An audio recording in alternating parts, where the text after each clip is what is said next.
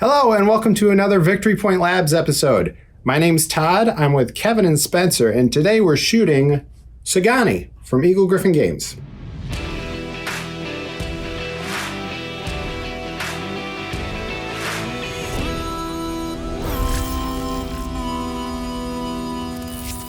Sagani is designed by Uwe Rosenberg, and in this game, you and the other players will create a colorful, harmonious world filled with spirits, each of which embody one of the four elements: fire, water, earth, and air. As you play, you'll draft tiles of the various elements and place them into your personal display. After placing these, you'll use discs to cover up arrows on the tiles. Once all the arrows on a tile are covered up, you score for that tile. At the end of the game, each player will have created a colorful display of elements. Let's jump into the photos now. Spencer, why don't you start us off? All right, let's do this. Oh. What? Jeez. That's so cool. For real, that is awesome. Wow. Okay. All right, so the tiles in this game, when you place them orthogonally, and then you check to make sure you satisfy any of the arrow requirements, and then you can cover them with a token of your color. Now, when you're playing the game, you would actually have tokens stacked on the numbers in the center of the tiles that are not flipped over, but I like the symbols, and for the photo, I just left them off. But this game, the 1 point value tile is like this small creature, and then the 3 point value is like the next evolution of it. It's not like Pokemon, but it's, you kind of, as the tiles grow in point size, the monsters or the spirits are actually bigger and like beefier. So by the time you get to the 10 point tiles, they're like this fully evolved spirit. And so I just felt like there had some kind of electricity and like this kind of growth in the game, and I wanted to kind of represent that with these kind of glowing lines around the tiles. I love that. The 3D effect looks so cool. Yeah, that's, to me, like, obviously the lines of kind of the electricity that you have going around on the outside of each tile, obviously that's cool, and there's a cool wow factor in that. But yeah, the 3D-ness, like that one right there in the middle with the two blue and the orange, like it just feels like a cube right there. And I would not have thought to do that. I think that's fantastic. Well, thank you. Well, let me show you how I did it. Got my wires out, as per usual. So much tape. I know. I got the layout all done. This is what it looks like. Holy cow. It's nuts, man. It's like you're building a freaking movie set. Yeah, that's awesome. It's all a facade. Checking to make sure, the arrows were pointing in the right direction and the ones I was covering up were correct. So that's how I got those to stay on there. And I tried a few different things with lighting. I was covering up a flashlight with foil to try just to get like a little point coming out that I could highlight around the tiles.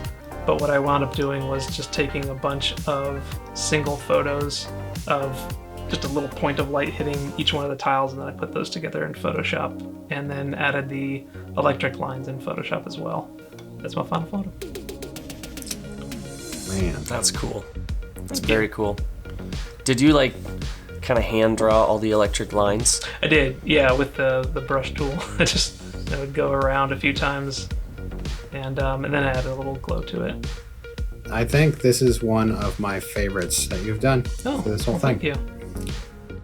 Solid. Kevin, you might have some, you know all the cool little tools, but I'm looking for essentially like a wand that has just a little point of light, because I would have loved to have done that in camera. I don't know if there's a tool out there. I mean, there might be, but the first thing that comes to mind is finding some sort of like Harry Potter toy wand that has a light on the end of it. Yeah. That's not a bad idea. Well, Todd, I'd love to see what you did. Okie doke. Oh, I did it! Shoot!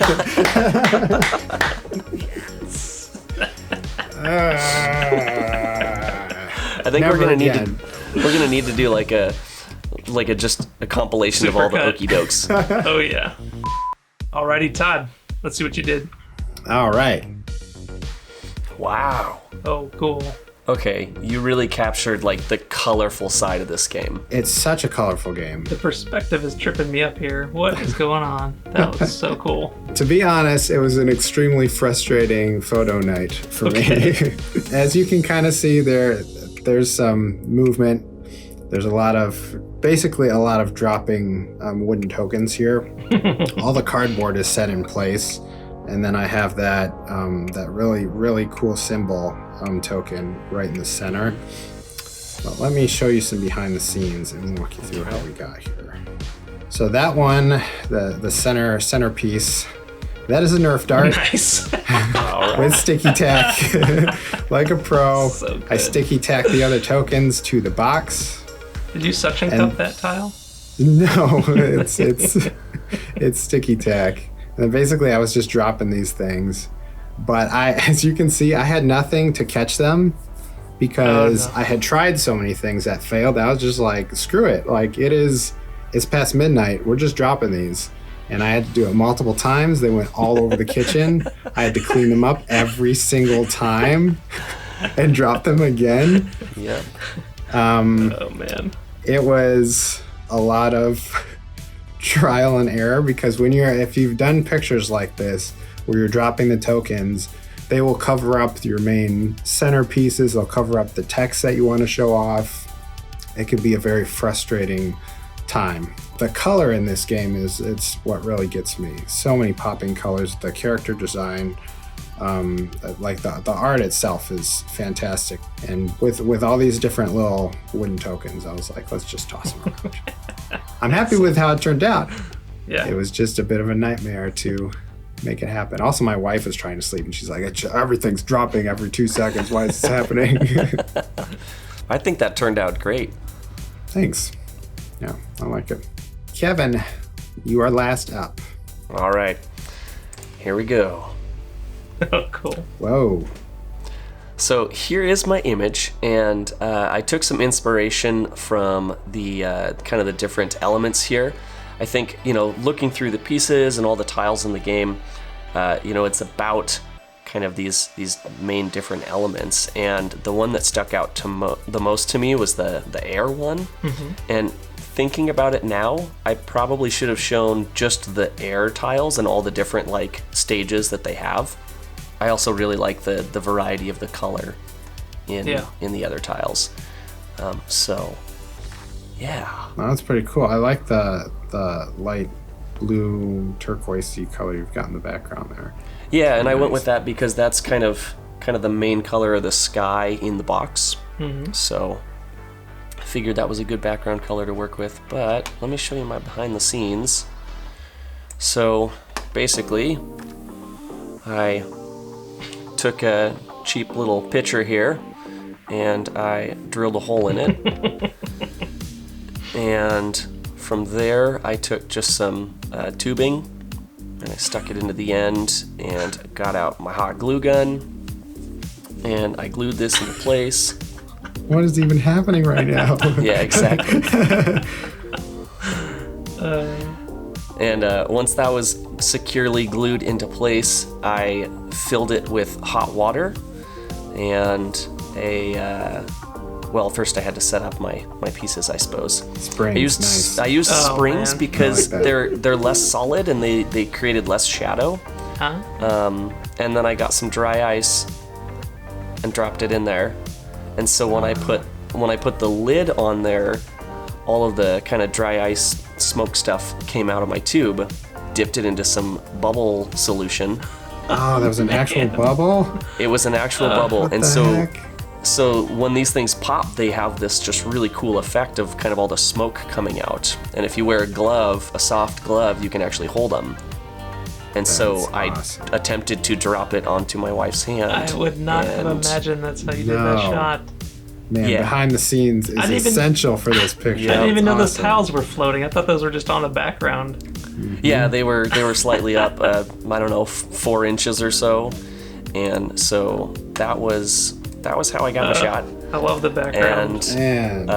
It was kind of an idea that came to me when I was looking at all the different, kind of creaturey elements, the spirits in the game, and I was like, can you have like a bubble filled with smoke? Like, is that a thing?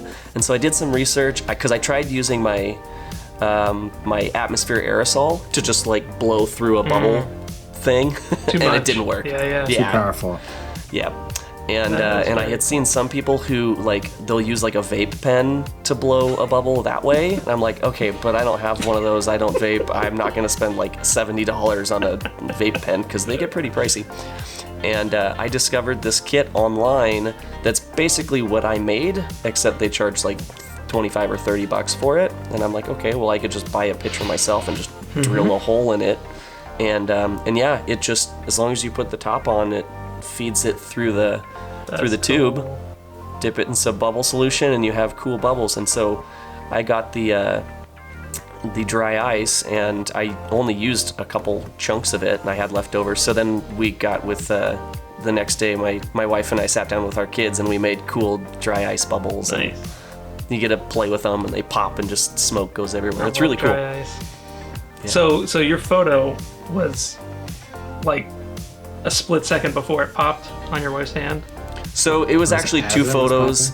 Okay. It was two photos that I combined together because it was basically, I was shooting on burst mode, and because my camera will do up to 60 frames a second in burst mode. Yeah, it's insanely fast. And so in the end, I had over 1,000 photos. Yeah, I had to look through a lot. And so I found, and the hardest part of all of it was getting the bubble to fall perfectly on her hand, because most of the time I'd be off by just a little bit. And so I found one photo where the bubble was like perfectly above her hand right before it popped. Nice. And then another one where there was kind of, it had already popped and the smoke was starting to go everywhere. And so I just overlaid the bubble on top of that, because having each one on its own didn't really make a lot of sense. So I wanted both the pop and the bubble together. Yeah. So. Man, yeah. Killer idea. Yeah. Very cool. Especially, the behind the scenes. Just, I love how much richness you guys give with those behind the scenes photos, like with your last one, Todd, with Sleeping Gods. I just love seeing the behind the scenes so much. It just adds so much to the photos we take. It's the exciting part for sure. Yeah. Cool. I'm happy Good job, with those, guys. man. You guys both did killer. Yours was great too. Well, thank you. Look at us doing so well. Just give yourselves a little pat on the back. And those were our shots of Sagani. Thank you so much to Eagle-Gryphon Games for supplying the copy. The game is a blast. Have you tried it yet? If you have, let us know what you think in the comments. Also, whose picture was the best? Maybe tell us that if you're interested in doing that. Have you subscribed yet? Because you should also probably do that. And we're on Facebook, Twitter, and Instagram. You should follow us there. Keep an eye out for the next episode as well. It's going to be a good one. Thanks for watching.